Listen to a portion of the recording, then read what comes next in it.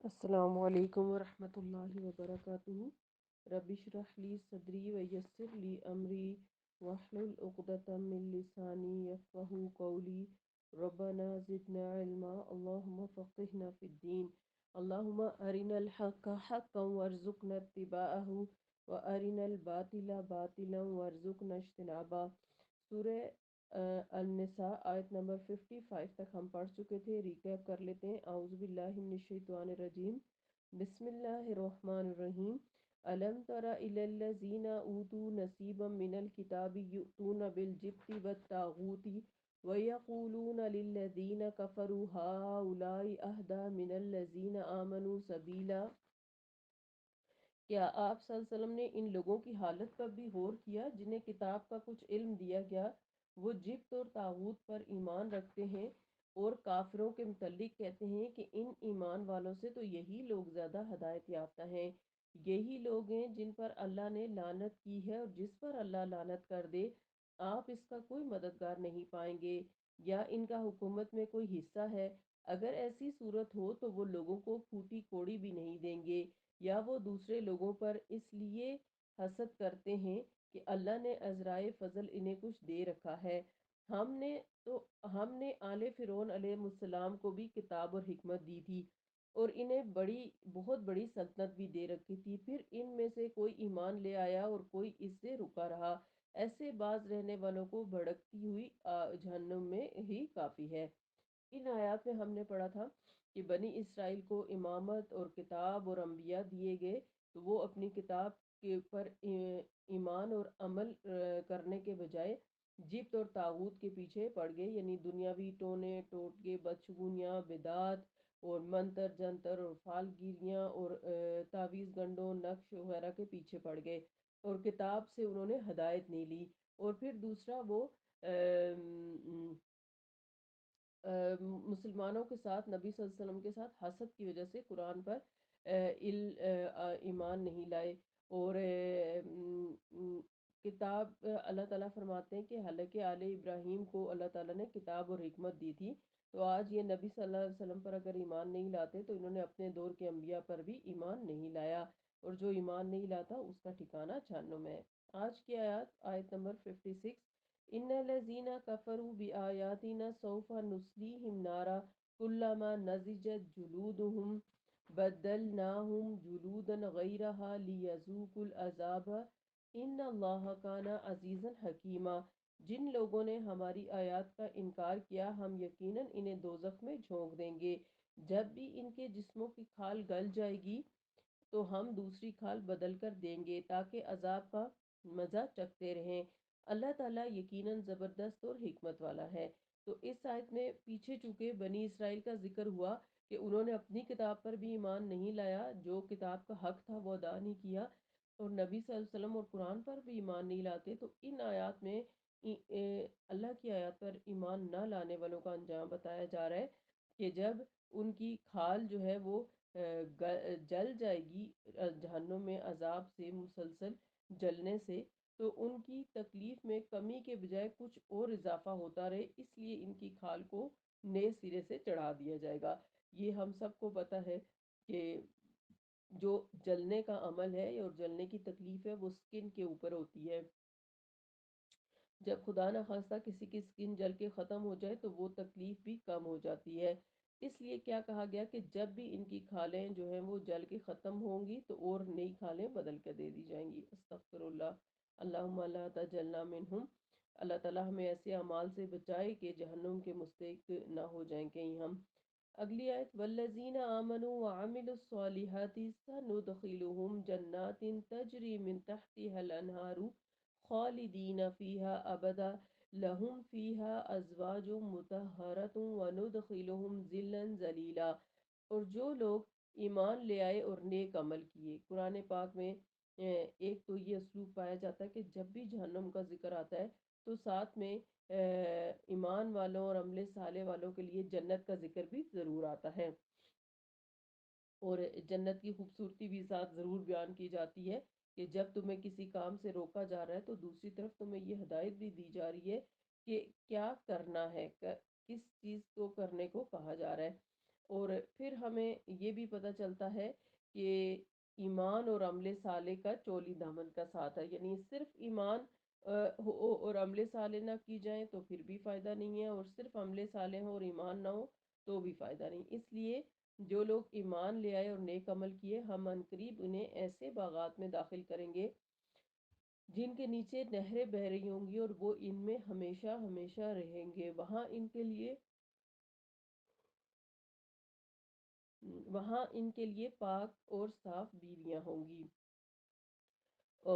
اور پاک اور صاف بیویوں سے مراد یہ کہ ظاہری اور یعنی حصی اور مانوی دونوں طرح سے پاک صاف ہوں گی۔ حصی یعنی ظاہری پاکیزگی، جسم کی پاکیزگی ہوگی وہاں پر، ہر طرح کے یعنی بول و براز سے پاک، کوئی پیریڈز، حیض وغیرہ، نفاذ کی گندگیاں یا جو غیر ضروری بال انسان کے جسم پہ ہوتے ہیں وہ نہیں ہوں گے وہاں پہ۔ اور مانوی سے مراد یہ کہ ان کے دل بھی بالکل پاک صاف ہوں گے، ان کے دلوں میں کسی کے لیے کوئی حسد، نفرت، بغض، کینہ وغیرہ نہیں ہوگا۔ وَنُدْخِلُهُمْ ظِلًّا ظَلِيلًا، اور ہم انہیں گھنی چھاؤں میں داخل کر دیں گے۔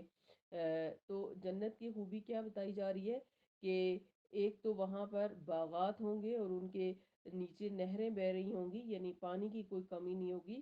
اور پھر سب سے بڑی خوبی جنت کی یہ ہے کہ اس میں ہمیشہ رہنا پڑے گا۔ دنیا تو عارضی جگہ ہے، یہاں پر ہم جو جگہ بھی اگر اپنی کر کے بھی لیتے ہیں تو وہاں پر ہم صرف اتنا عرصہ ہی رہ سکتے ہیں جتنی ہماری زندگی ہے، لیکن جنت جو ہے وہ ابدی زندگی ہوگی، وہاں سے کوئی ہمیں نہیں نکالے گا۔ اللہ تعالی ہمیں ان جنتیوں میں شامل فرمائے۔ اور پھر اس میں جو بیویاں ہوں گی وہ یا شوہر ہوں گے وہ پاک صاف ہوں گے، اور پھر انہیں ہم گھنی چھاؤں میں داخل فرمائیں گے۔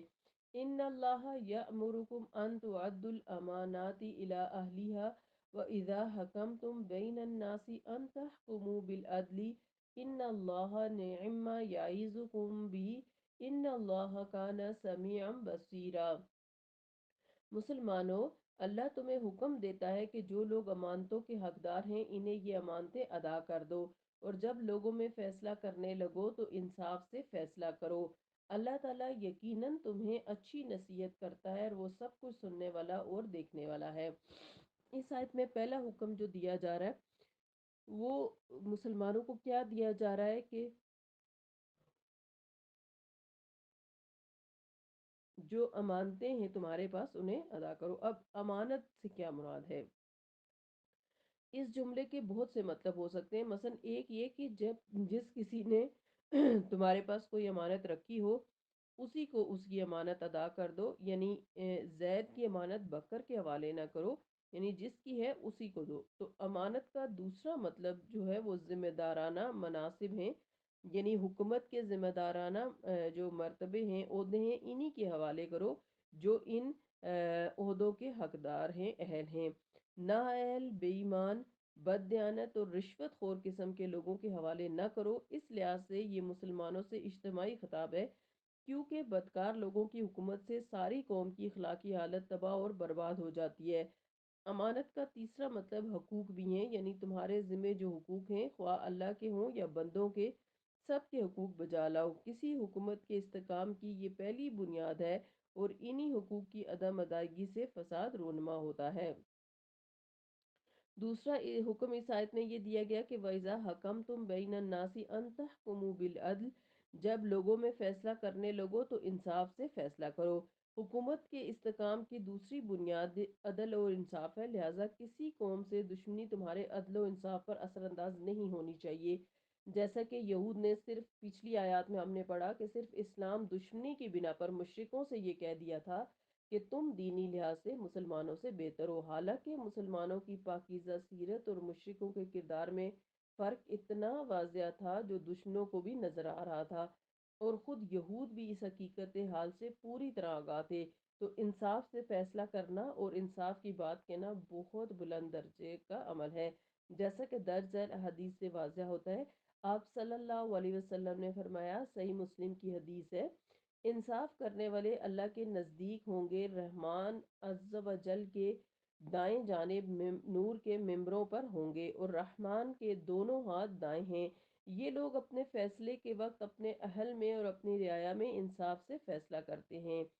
دوسری حدیث میں آتا ہے، صحیح بخاری کی حدیث ہے، سیدنا ابو ہریرہ رضی اللہ عنہ کہتے ہیں کہ رسول اللہ صلی اللہ علیہ وسلم نے فرمایا، قیامت کے دن اللہ تعالیٰ 7 قسم کے آدمیوں کو اپنے سائے میں رکھے گا، اور یہ ایسا دن ہوگا جب اور کسی جگہ کوئی سایہ نہیں ہوگا۔ اس میں سحر فہرست آپ صلی اللہ علیہ وسلم نے امام عادل یعنی انصاف کرنے والے حاکم کا ذکر فرمایا۔ دوسرا وہ نوجوان جس نے جوانی میں خوش دلی سے اللہ کی عبادت کی۔ تیسرا وہ شخص جس کا دل مسجد ہی میں اٹکا رہتا ہے۔ چوتھا وہ شخص جنہوں نے اللہ کی خاطر دوستی کی، اسی کی خاطر اکٹھے رہے اور آخر موت نے جدا کیا۔ پانچواں وہ شخص جسے کسی مالدار اور حسن و جمال والی عورت نے بدکاری کے لیے بلایا تو اس نے کہہ دیا کہ میں اللہ سے ڈرتا ہوں۔ چھٹا وہ شخص جس نے اللہ کی راہ میں یوں چھپا کر صدقہ دیا کہ داہنے ہاتھ نے جو کچھ دیا بہانے کو اس کی خبر تک نہ ہوئی۔ ساتواں وہ شخص جس نے تنہائی میں اللہ کو یاد کیا اور اس کی آنکھیں بہہ نکلی۔ تو یہ حدیث ہمیں کیا بتاتی ہیں کہ امانتیں جو ہیں ان میں انصاف کے ساتھ قائم کرنا بھی، انصاف کو قائم کرنا بھی شامل ہے۔ اللہ تعالیٰ یقیناً تمہیں اچھی نصیحت کرتا ہے، وہ سب کچھ سننے والا اور دیکھنے والا ہے۔ آیت نمبر 59، یا ایہا الذین آمنوا اطیعوا اللہ و اطیعوا الرسول و اولی الامر منکم فَإِن تَنَازَعْتُمْ فِي شَيْءٍ فَرُدُّوهُ إِلَى اللَّهِ وَالرَّسُولِ إِن كُنتُمْ تُؤْمِنُونَ بِاللَّهِ وَالْيَوْمِ الْآخِرِ ذَلِكَ خَيْرٌ وَأَحْسَنُ تَأْوِيلًا۔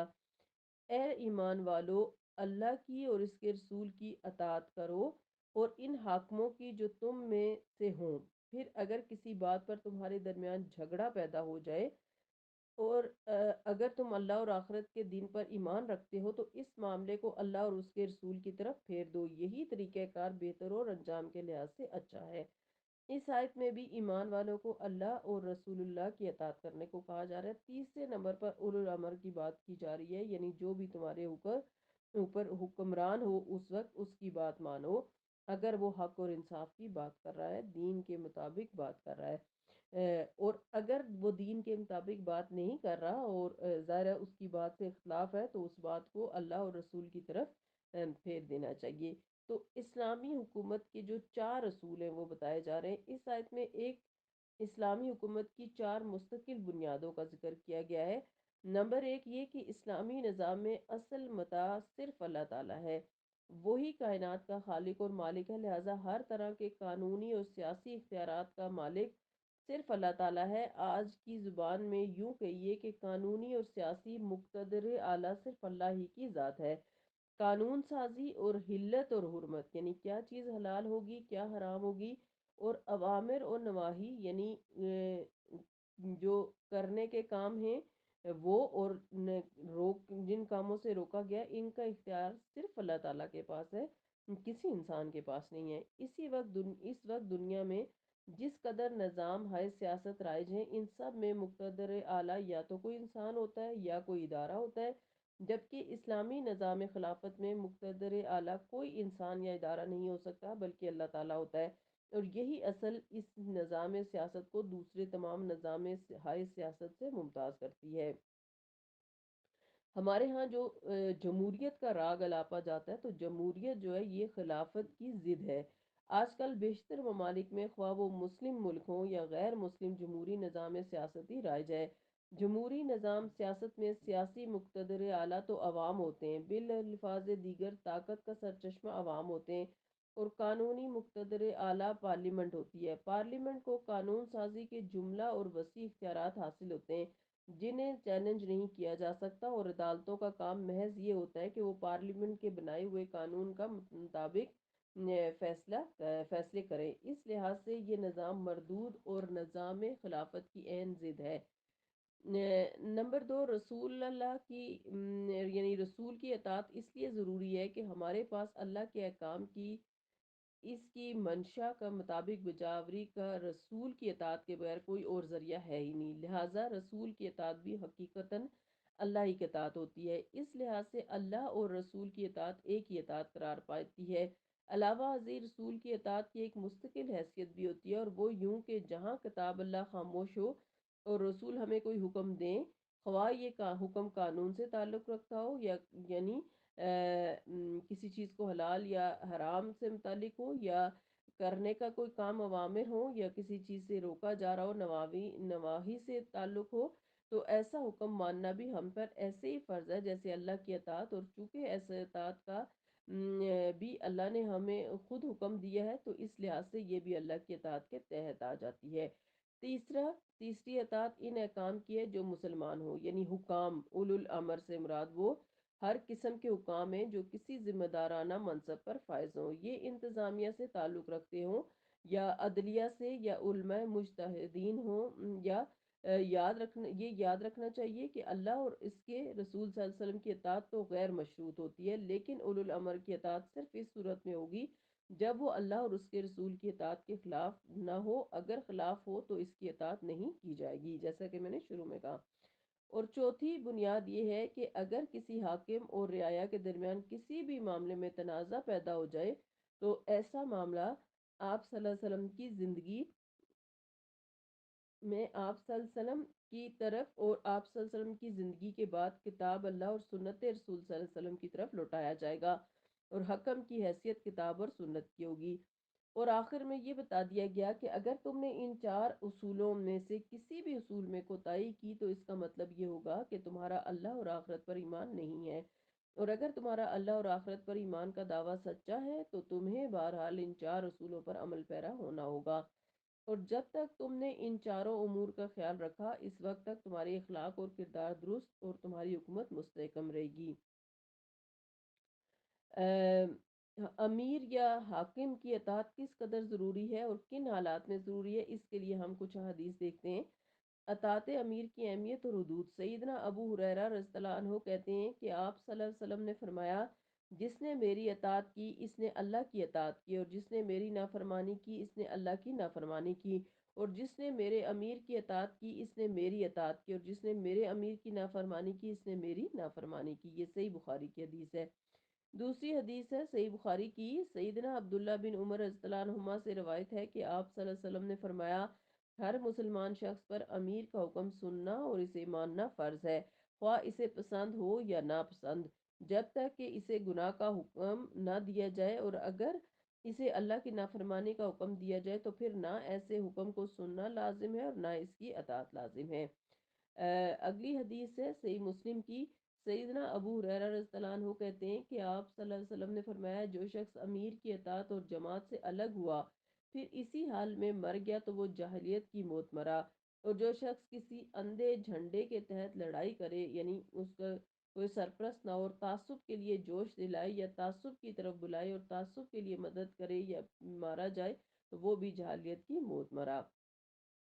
اب امیر سے اختلاف جو ہے، سیدنا علی رضی اللہ عنہ کہتے ہیں کہ آپ صلی اللہ علیہ وسلم نے ایک لشکر روانہ کیا اور اس کا امیر ایک انصاری عبداللہ بن حذیفہ کو مقرر کیا، اور لشکر کو اس کی اطاعت کا حکم دیا۔ وہ امیر ان سے کسی بات پر خفا ہو گیا اور ان سے پوچھا، کیا رسول اللہ صلی اللہ علیہ وسلم نے تمہیں میری اطاعت کا حکم نہیں دیا تھا؟ وہ کہنے لگے، کیوں نہیں؟ امیر نے کہا، اچھا تو ایندھن جمع کرو اور آگ جلاؤ اور اس میں داخل ہو جاؤ۔